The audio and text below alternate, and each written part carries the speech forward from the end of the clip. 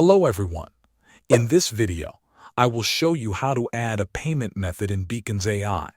First, go to the Beacon's website and log in to your account. Enter your email and password, then access your dashboard. Once you are inside your account, look at the bottom left corner of the screen and click on the Settings button. After you open your account menu, click on Account Settings.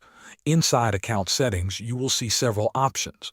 Look to the left side and select the Payments option. This is where you can connect your payment providers. Now you will see options to connect Stripe and PayPal. If you want to connect Stripe, click the Connect button next to Stripe. Stripe allows you to accept credit card payments, debit card payments, Apple Pay, and Google Pay. After clicking Connect, you will be guided through the setup process. Next, to connect PayPal, click the Connect button next to PayPal. PayPal will ask you to sign in to your account. Enter your login details and authorize Beacons to process payments on your behalf. Complete the authorization steps. Once everything is finished, return to the payment section. You should now see the status showing as connected next to your selected provider. Thanks for watching.